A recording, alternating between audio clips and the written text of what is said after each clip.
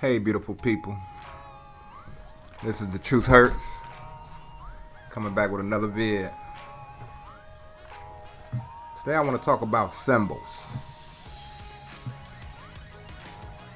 Symbols run our lives. Whether we know it or not, we have been totally occupied by these ghouls and their secret societies and symbols. Enochian magic, theosophy,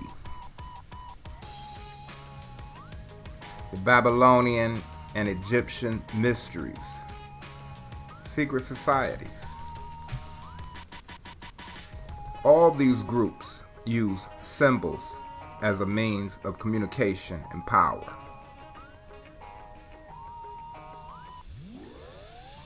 Esoteric groups such as the Freemasons have symbols they use to identify another Mason or express an idea only known to initiates.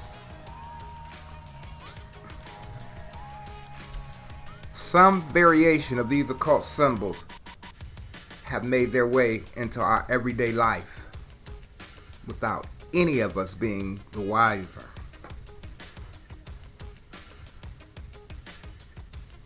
But do these ancient symbols wield any real power?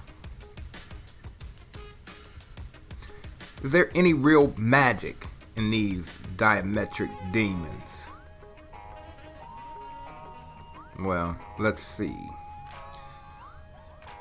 According to occultist and 33rd degree Mason Manly P. Hall, symbols are the language of the mysteries. Symbols speak to things words can't really describe.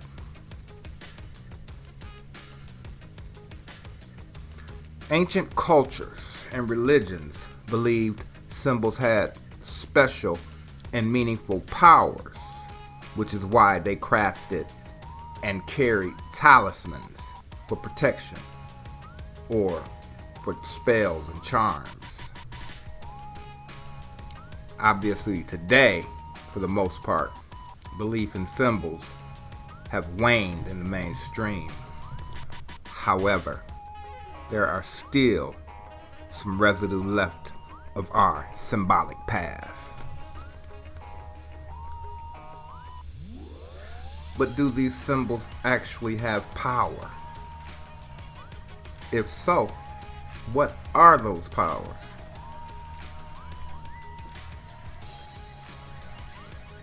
The short answer is yes.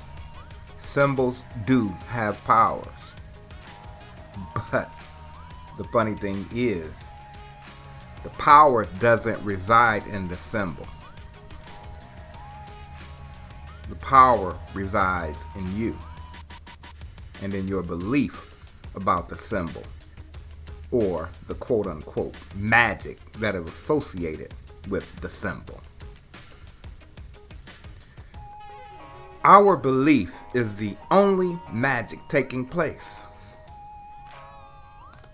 The forces that rule over us, they know this. The magic that these symbols hold occurs in our mind. You see, the mind is the most powerful tool that humans possess. It can be used to transform a failure into a rousing success. How we perceive things have proven to have a real and physical impact on our body. So when we say mind over matter, there's a lot of truth being spoken. We all know our perceptions are what create our realities. In 1979, an experiment was designed to test the power of perception. A group of 75-year-old men spent a week in a setting where everything including pictures, newspapers, books, photos, magazines, furniture, were all from the 1950s. The researcher explained to the men that they were to act, talk, and behave as if they were actually living in 1959, a time when they were around in their mid-50s.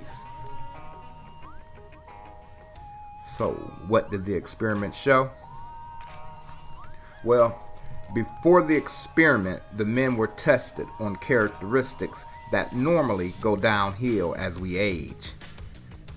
Things like physical strength, eyesight, and short-term memory. When the men were tested after the experiment, most of them had improved in every single category, including their sight. We haven't really been taught about the power of our minds, and with good reason. You see, it's difficult, if not impossible, to control someone without controlling their mind. So when the Most High warned us about worshiping other gods, it wasn't because he's jealous. It's because our minds are moldable and easily persuaded to dark behaviors.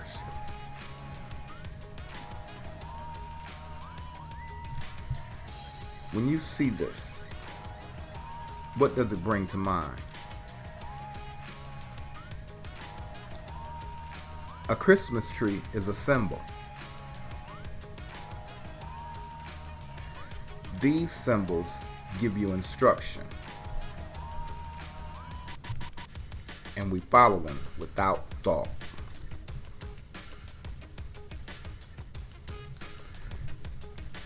In the theosophical community, where these symbols maintain their mysterious, almost religious prestige, you have 4 distinct shapes that make up the body of all, or most all, of the symbols used in their magic.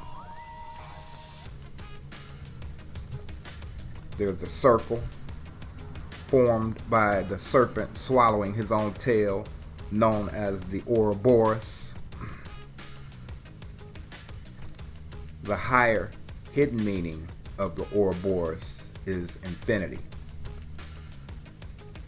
Also, we know the sun has always been represented as a circle or disc. The fact is, most symbols have up to 7 different meanings depending on your rank in the occult. For instance, the circle with the dot in the middle represents the sun. Just as the buttons on most computer devices is nothing but a stylized representation of the sun. As the sun is on, that button means on. And on is actually another word for sun. The sun has also been equated to the eye, the light of the soul.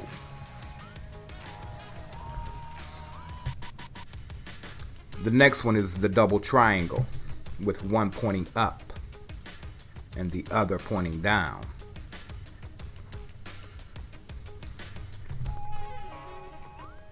Even when one triangle isn't present, it usually has the same effect, like the image on the dollar. In fact, the dollar bill is full of images, including a little owl, which stands for, the demonic Moloch in the occult.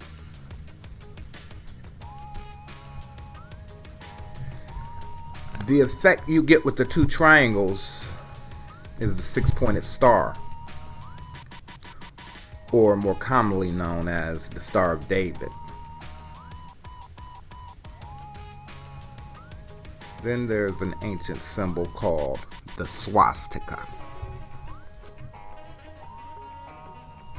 This symbol was around way before Hitler made it famous and was attached to many cultures.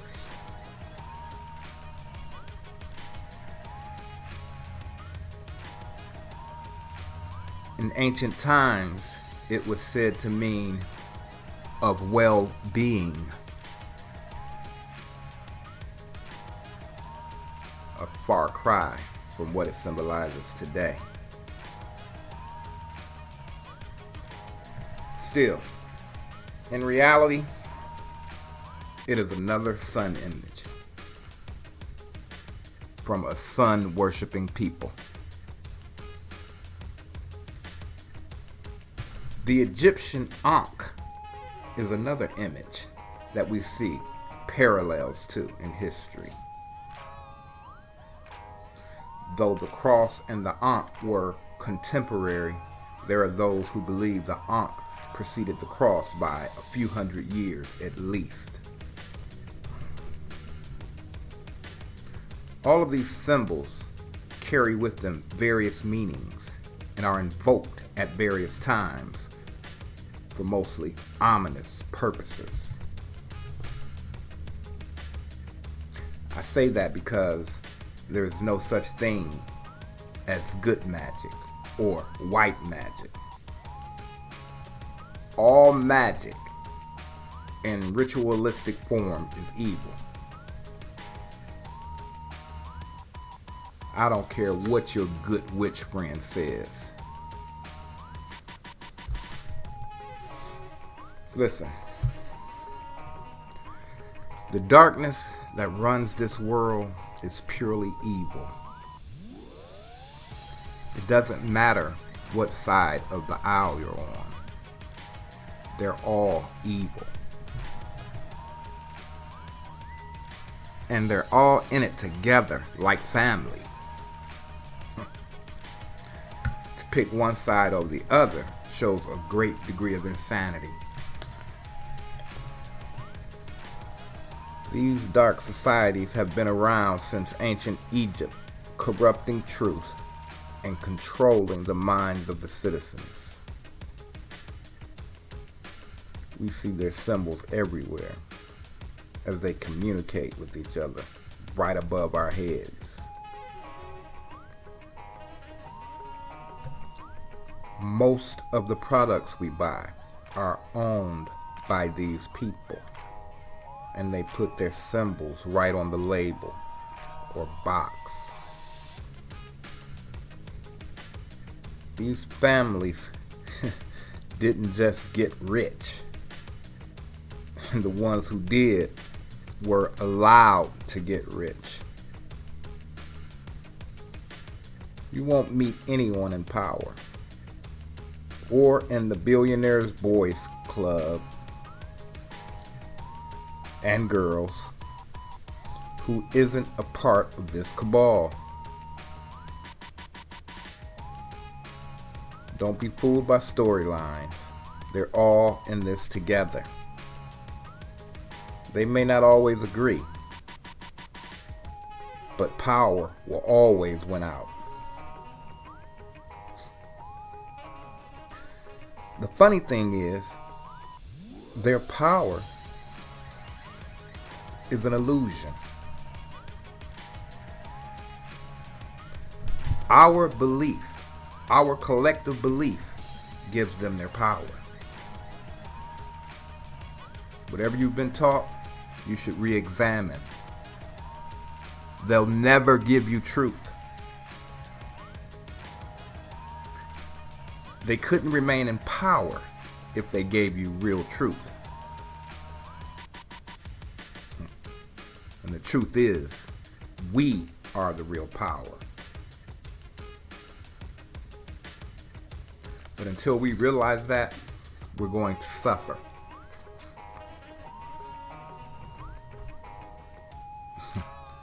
Problem is, we first have to recognize that we're suffering. They have tricked us so badly, we truly believe, well, most of us anyway, that we're living the good life because they got us addicted to materialism and status worship.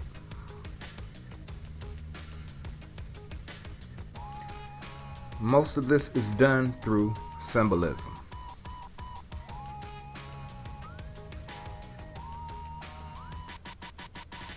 Nothing inside of us can prove we're good.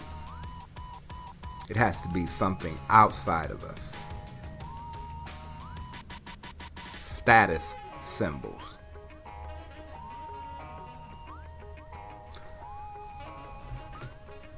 A dragon eating a human being beside a cross is the vehicle we crave. They're crazy. We know that. But what's our excuse?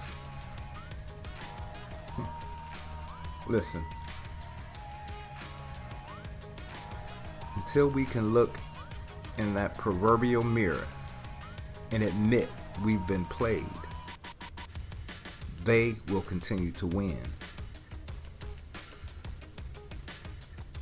They're banking on our foolish pride dominating our moral compass.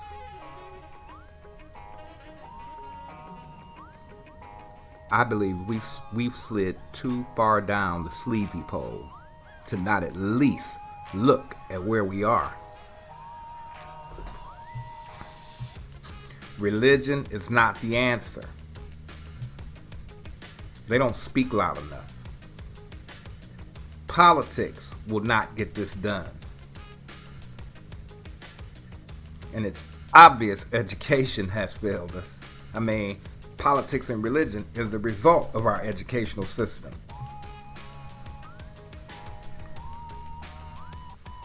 This is going to take us, each man and woman, to look within ourselves and say, enough is enough.